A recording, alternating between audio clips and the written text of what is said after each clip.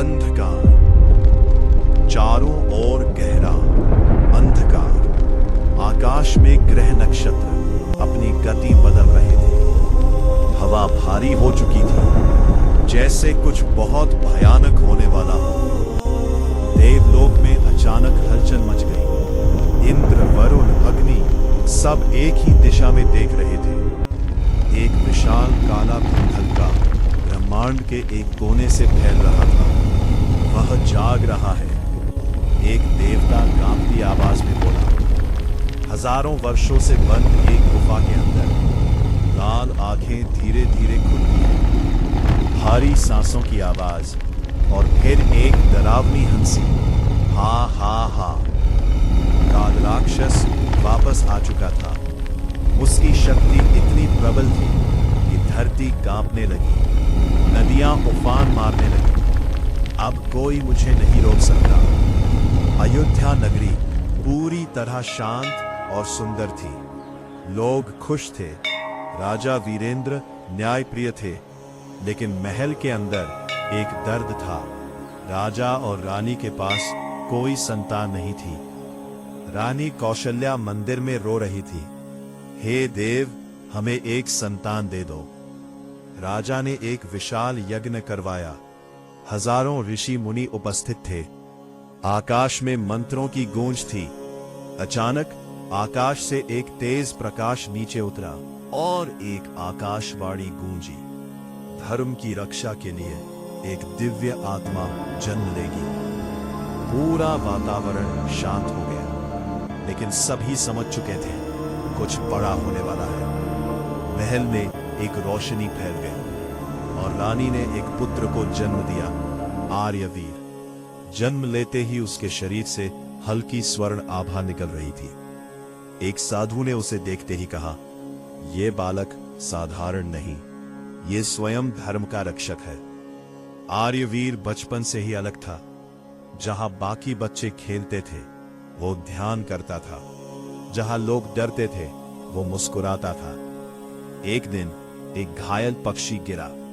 आर्यवीर ने उसे हाथ में लिया और उसकी सांसें शांत हो गई, जैसे उसके स्पर्श में ही शक्ति हो। आर्यवीर को शिक्षा के लिए आश्रम भेजा गया। वहां उसने धनुष चलाना, तलवार विद्या, युद्ध कौशल और धर्म का ज्ञान सब कुछ सीखा। लेकिन एक दिन गुरु गंभीर हो गए। आर्यवीर, तुम्हारा असली युद्ध अभी बाकी है। गुरु ने उसे एक गुप्त स्थान पर ले जाकर कहा, काल राक्षस वापस आ चुका है। आर्यवीर की आंखों में पहली बार चिंता दिखी और उसे सिर्फ तुम ही रोक सकते हो। आर्यवीर पहली बार सो नहीं पाया।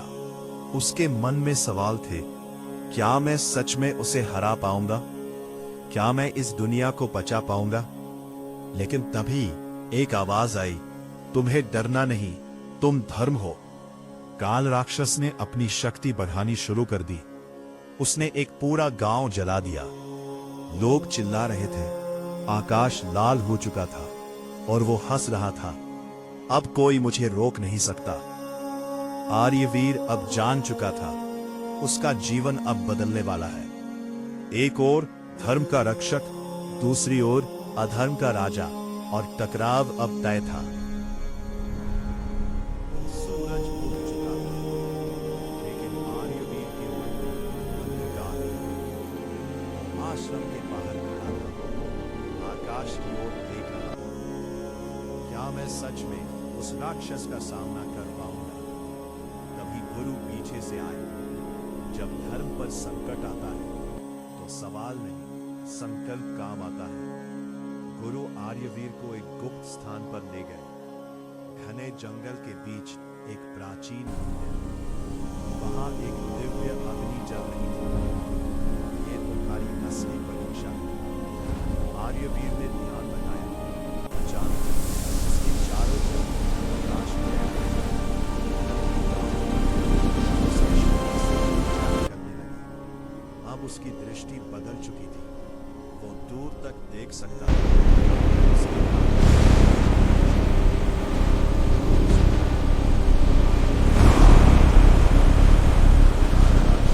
अपने अंधेरे महल में बैठ उसके सामने उसकी सेना खड़ी थी। अब समय आ गया है, पूरा आर्यवर्त झुक जाएगा। उसने अपने राक्षसों को आदेश दिया, हर राज्य में भय फैलाओ। जंगल के पास एक गांव पर राक्षसों ने हमला कर दिया। लोग चीख रहे थे, घर जल रहे थे। तभी एक तेज प्रकाश आसमान से गिरा। आर्यवीर वहां पहुंच चुका था। तो हमें रोके, कहा। आर्यवीर ने शांत होकर धनुष Not today, demon! Fall back! एक युद्ध शुरू हुआ। तेज गति, भयानक टकराव। कुछ ही समय में सभी राक्षस खत्म हो चुके थे। गांव वाले उसके सामने थे। आप कौन हैं? आर्यवीर ने कहा, मैं कोई नहीं, बस धर्म का सेवक हूं। गुरु ने कहा, अब तुम्हें जनकपुरी जाना होगा। वहां तुम्हारा भाग्य तुम्हारा इंतजार कर रहा है। जनकपुरी से सजी राजकुमारी सीतांशी मंदिर में पूजा कर रही थी। उसके चेहरे पर शांति थी, लेकिन आंखों में एक अजीब सी गहराई। उसी समय आर्यवीर वहां पहुंचा। दोनों की नजरें मिली और समय जैसे रुक गया। आप कौन हैं? आर्यवीर ने हल्की मुस्कान के साथ कहा, एक यात्री जो अपना रास्ता ढूंढ रहा है। सीतांशी बोली, शायद आपका रास्ता यहीं से शुरू होता है। जो इस दिव्य धनुष को उठाकर उसका प्रयोग करेगा, वही मेरी पुत्री से विवाह करेगा। पूरे आर्यवर्त के योद्धा आने लगे। दूर खड़ा एक व्यक्ति सब देख रहा था।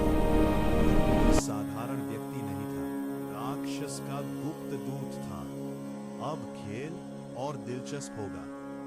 स्वयंवर का दिन आ गया। महल में हजारों लोग मौजूद थे। एक एक करके सभी योद्धा असफल हो गए। अब सबकी नजरें आर्यवीर पर थी। वह धीरे धीरे आगे बढ़ा। उसने धनुष को हाथ लगाया और तभी धनुष से एक तेज प्रकाश निकला। पूरा महल कांप गया। पूरा महल शांत था। हर नजर आर्यवीर पर टिकी थी। वो धीरे धीरे आगे बढ़ा और दिव्य धनुष को दोनों हाथों से पकड़ा। जैसे ही उसने उसे उठाने की कोशिश की, एक तेज प्रकाश चारों ओर फैल गया। लोगों ने अपनी आंखें बंद कर ली और अगले ही पल धनुष उसके हाथों में था। सभा में मौजूद सभी योद्धा हैरान थे। यह कैसे संभव है? आर्यवीर ने धीरे से धनुष को खींचा और धनुष की टंकार से पूरा महल गूंज उठा। यह संकेत था वो कोई साधारण योद्धा नहीं। उसकी आंखों में संतोष और विश्वास था। वो आगे बढ़ी और आर्यवीर के गले में वरमाला डाला। पूरे महल में शंखनाद गूंज उठा। धर्म और शक्ति का मिलन हो गया। फूलों की बारिश, दीपों की रोशनी। आर्यवीर और सीतांशी का विवाह पूरे वैदिक रीति रिवाज से हुआ। लोग कह रहे थे, ये जोड़ी इस युग की सबसे पवित्र जोड़ी है।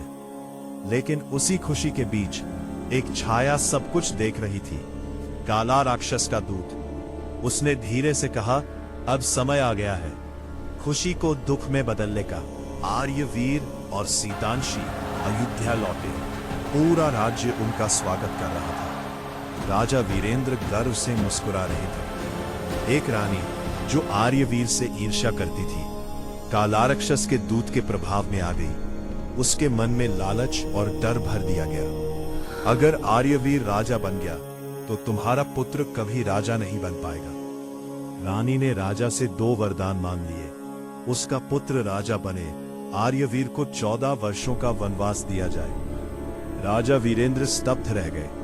यह मैं कैसे कर सकता हूं? लेकिन वचन बंधन में थे। जब आर्यवीर को यह बात पता चली, वह बिल्कुल शांत रहा। सीतांशी ने पूछा, क्या आपको दुख नहीं हुआ? आर्यवीर मुस्कुराया, धर्म के लिए त्याग करना ही मेरा कर्तव्य है। जहां आप होंगे वहीं मेरा संसार होगा। वह भी वन जाने के लिए तैयार हो गई। भैया, मैं आपको अकेला नहीं छोड़ सकता। तीनों वन की ओर निकल पड़े। महल पीछे छूट गया, राज्य पीछे छूट गया, लेकिन उनके चेहरों पर दुख नहीं, सिर्फ संकल्प था। काला राक्षस यह सब देख रहा था और जोर से हंसा। घना जंगल, ऊंचे ऊंचे पेड़, चारों ओर सन्नाटा। आर्यवीर, सीतांशी और लक्षवीर धीरे धीरे वन के अंदर बढ़ रहे थे। हवा में अजीब सी ठंडक थी, जैसे कोई उन्हें देख रहा हो। रात हो चुकी थी। तीनों ने एक छोटा सा आश्रय बनाया, आग जलाई, लेकिन अचानक झाड़ियों में कुछ हिलने लगा। सीतांशी थोड़ा घबरा गई। ये आवाज कैसी है? लक्षवीर तुरंत धनुष उठा लेता है। अंधेरे में दो लाल आंखें चमकती हैं। धीरे धीरे एक आकृति सामने आती है। वो कोई साधारण जीव नहीं, एक भयानक राक्षसी। वो अचानक अपना रूप बदल लेती है। अब वो एक सुंदर स्त्री बन चुकी थी। हे वीर, तुम इस जंगल में क्या कर रहे हो? उसकी आवाज मीठी थी, लेकिन इरादे खतरनाक। आर्यवीर शांत खड़ा रहा। तुम कौन हो? वो मुस्कुराई। मैं इस वन की रक्षक हूं। लेकिन उसकी आंखों में झूठ साफ दिख रहा था। अचानक वो स्त्री अपने असली रूप में आ गई। भयानक चेहरा, लंबे नाखून और सीतांशी की ओर झपटी। बाण सीधा राक्षसी को लगा। वह पीछे गिर गई, लेकिन वह मरी नहीं। राक्षसी फिर से उठी और जोर से चीखी, तुम मुझे नहीं मार सकते। आर्यवीर ने अपनी आंखें बंद की और अपनी दिव्य शक्ति को जागृत किया। उसका शरीर प्रकाश से भर गया। फिर उसने एक तेज बाण छोड़ा और इस बार राक्षसी का अंत हो गया। मरने से पहले राक्षसी हंसते हुए बोली, ये तो सिर्फ शुरुआत है। काल राक्षस तुम्हें खत्म कर देगा। तीनों एक दूसरे को देखने लगे। अब खतरा और स्पष्ट हो चुका था। कुछ दिनों बाद तीनों ने नदी किनारे एक आश्रम बना लिया। कुछ समय के लिए सब शांत हो गया। सीतांशी फूलों के बीच बैठी थी और मुस्कुरा रही थी। लेकिन दूर काल राक्षस अपने महल में बैठा था। उसने एक और योजना बनाई। अब उसे सबसे बड़ा दर्द दिया जाएगा। एक दिन एक अद्भुत स्वर्ण मृग आश्रम के पास आया। वह इतना सुंदर था कि सीतांशी उसे देखकर मंत्रमुग्ध हो गई। आर्यवीर, क्या आप इसे पकड़ सकते हैं? आर्यवीर को कुछ अजीब लगा, लेकिन सीतांशी की खुशी के लिए वह तैयार हो गया। आर्यवीर उस मृग के पीछे चला गया। लक्षवीर आश्रम में रह गया। कुछ देर बाद जंगल में एक चीख गूंजी, लक्षवीर बचाओ। ये आर्यवीर की आवाज थी। सीतांशी घबरा गई। जल्दी जाओ। लक्षवीर असमंजस में था। भैया ने कहा था कि मैं आपको अकेला ना छोड़ूं, लेकिन सीतांशी ने कहा, अगर उन्हें कुछ हो गया तो? आखिरकार लक्षवीर चला गया। अब आश्रम में सिर्फ सीतांशी अकेली थी। अचानक एक साधु के वेश में कोई वहां आया। भिक्षा दे दो माता। सीतांशी बाहर आई, लेकिन जैसे ही उसने उसे देखा, उसकी आंखों में डर छा गया। वह साधु धीरे धीरे हंसने लगा और उसका रूप बदलने लगा। भयानक चेहरा, लाल आंखें। मैं हूं काल राक्षस। सीतांशी पीछे हटने लगी। सीतांशी ने भागने की कोशिश की, लेकिन काल राक्षस ने उसे पकड़ लिया। अब आर्यवीर टूट जाएगा और वह उसे लेकर आकाश में उड़ गया। आर्यवीर वापस आश्रम पहुंचा, लेकिन सब कुछ शांत था। अजीब सा सन्नाटा। सीतांशी, कोई जवाब नहीं।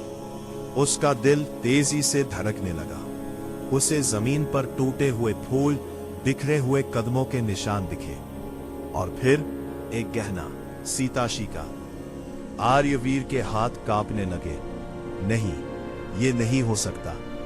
अचानक उसके अंदर का दर्द गुस्से में बदल गया। आकाश काला हो गया। हवा तेज चलने लगी। काल राक्षस, उसकी आवाज पूरे जंगल में गूंज उठी। लक्षवीर दौड़ते हुए वापस आया। भैया, मुझे माफ कर दो। आर्यवीर शांत हो गया। ये तुम्हारी गलती नहीं, ये मेरी परीक्षा है। दोनों ने सीताशी को ढूंढना शुरू किया, जंगल के हर कोने में, हर रास्ते पर, लेकिन कोई सुराग नहीं। अचानक एक घायल पक्षी जमीन पर गिरा। वो कुछ कहने की कोशिश कर रहा था। राक्षस दक्षिण दिशा, और उसकी सांसें रुक गईं। आर्यवीर ने मुट्ठी भींच ली। अब रास्ता मिल गया। दोनों दक्षिण दिशा की ओर बढ़े गए। रास्ते में वे एक पहाड़ी क्षेत्र में पहुंचे। वहां वानरों का एक राज्य था। ऊंचे पेड़ों पर रहने वाले योद्धा और उनके राजा सुग्रीव। सुग्रीव ने उन्हें रोका। कौन हो तुम? लक्षवीर ने कहा, हम अपने प्रिय की खोज में हैं। लेकिन वानर सेना तैयार हो गई। उन्हें लगा ये दुश्मन है। तभी एक शक्तिशाली वानर आगे आया। उसकी आंखों में तेज था। रुको, ये शत्रु नहीं है। वह था हनुमंत। हनुमंत ने आर्यवीर को ध्यान से देखा। आप कोई साधारण योद्धा नहीं, आपके अंदर दिव्य शक्ति है। आर्यवीर ने पहली बार हल्की उम्मीद महसूस की। आर्यवीर ने पूरी घटना बताई। सीतांशी का अपहरण, काला राक्षस का नाम। सुग्रीव गंभीर हो गया। तो ये वही राक्षस है जिसने हमारे राज्य को भी तबाह किया। सुग्रीव ने हाथ आगे बढ़ाया। हम तुम्हारी मदद करेंगे। आर्यवीर ने उसका हाथ थाम लिया। और मैं तुम्हारा न्याय दिलाऊंगा। हनुमंत आगे बढ़ा। प्रभु, मैं समुद्र पार कर भी आपकी पत्नी को ढूंढ लाऊंगा। वहां की बात को ध्यान से जोर बोले। हनुमंत ने बताया, काल राक्षस का राज्य समुद्र के उस पार है, एक स्वर्ण नगरी, लंका। अब सब स्पष्ट था। दुश्मन कहां है और कैसे पहुंचना है। वानर सेना तैयार होने लगी। रात में आर्यवीर अकेले बैठा था। आंखों में दर्द, लेकिन दिल में आग। सीतांशी, मैं आ रहा हूं। आकाश में बिजली चमकी, जैसे प्रकृति भी युद्ध के लिए तैयार हो। सुबह की पहली किरण। आर्यवीर, लक्षवीर, सुग्रीव और पूरी वानर सेना एक विशाल महासागर के किनारे खड़ी थी। जहां तक नजर जाती, सिर्फ पानी, लहरों की गूंज जैसे चुनौती दे रही हो। आओ, अगर पार कर सकते हो तो। वानर सेना में हलचल थी। इतना बड़ा समुद्र, हम इसे कैसे पार करेंगे?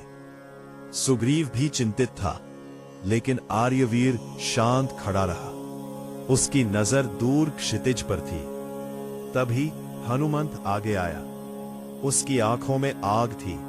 प्रभु, अगर आप आदेश दें तो मैं अकेला ही इस समुद्र को पार कर सकता हूं। सब हैरान रह गए। सुग्रीव ने कहा, हनुमंत, तुम्हें अपनी असली शक्ति याद नहीं। तुम्हारे अंदर अपार बल है। हनुमंत कुछ पल के लिए शांत हो गया, जैसे वह खुद को पहचान रहा हो। अचानक हनुमंत ने आंखें बंद की और फिर उसका शरीर विशाल होने लगा। ऊंचाई बढ़ती गई, धरती कांपने लगी। जय धर्म! एक गर्जना के साथ हनुमंत ने छलांग लगाई। हनुमंत हवा में उड़ रहा था। नीचे उफनता हुआ समुद्र, गर्जना। बीच बीच में राक्षसी शक्तियां उसे रोकने की कोशिश करती है, लेकिन वह हर बाधा को तोड़ता गया। दूर एक स्वर्ण नगरी दिखाई दी, लंका, सोने से चमकती हुई, लेकिन अंदर से अंधकार से भरी। हनुमंत ने अपना आकार छोटा किया और चुपचाप लंका में प्रवेश किया। हर तरफ राक्षसों की सेना, समुद्र के किनारे। एक बगीचे के बीच सीतांशी आंखों में उम्मीद जाग गई। आंसू आंखों में, आर्यवीर चेहरे पर स्वर में कहा, लेकिन मन में इंतजार भी विश्वास। अब युद्ध होगा। आर्यवीर, लहरें और तेज हो गईं। काल जैसे प्रकृति भी इस निर्णय को सुन रही हो, उसी का इंतजार कर रही हो। आर्यवीर समुद्र के सामने खड़े गुस्से से कहा। उन्होंने आंखें बंद की और तुम्हारा समुद्र देव हमें मार दो। हंस पड़ा। 3 दिन तक उन्होंने ध्यान किया नहीं सकता, लेकिन समुद्र के ऊपर छिपे हनुमंत सब देख। तीसरे दिन उनकी आर्यवीर की आंखों में क्रोध चमक लेकिन उठा। उन्होंने धैर्य रखा। उन्होंने धनुष उठाया। धीरे धीरे नीचे अगर उतरे। मार्ग नहीं दोगे, हनुमंत ने तो धीरे मैं से इसे कहा, बल से बनाऊंगा। माता सीतांशी जैसे ही चौंक उन्होंने गई। बाण चढ़ाया, कौन? हनुमंत ने एक उफान अंगूठी मारने दिखाई। लगा। यह अचानक आर्यवीर की निशानी जल है। के बीच से एक सीतांशी दिव्य की रूप आंखों प्रकट में हुआ।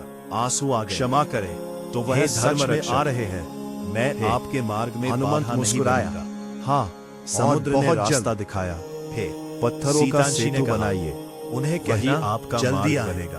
काल राक्षस वानर बहुत सेना शक्तिशाली जुट है। गई। हर कोई हनुमंत ने पत्थर सिर उठा रहा झुकाया। था। हे, पेड़ काट रहा आपका था। संदेश उन तक हनुमंत जरूर और पहुंचेगा। अन्य वानर विशाल चट्टाने वापस जाने से पहले समुद्र में हनुमंत डाल ने रहे थे। सोचा, और दुश्मन को चमत्कार, चेतावनी देनी होगी। पत्थर डूब नहीं हे, रहे थे। जा उन्होंने रहा अपना था। विशाल रूप और धारण जैसे किया। ही वो समुद्र में गिरता, धोपहा वो तैरने पूरी लगता। लंका में आग धीरे लगा दी। धीरे हर एक तरफ विशाल अफरा-तफरी पुल मचने बनने लगा। फिर दूसरी ओर काल राक्षस को यह खबर मिली, वे समुद्र पार करने की कोशिश कर रहे हैं। वो हंसा, उन्हें आने दो, यही उनका अंत होगा। लंका में राक्षस सेना तैयार होने लगी। भयानक योद्धा, विशाल हथियार, आकाश तक गूंजते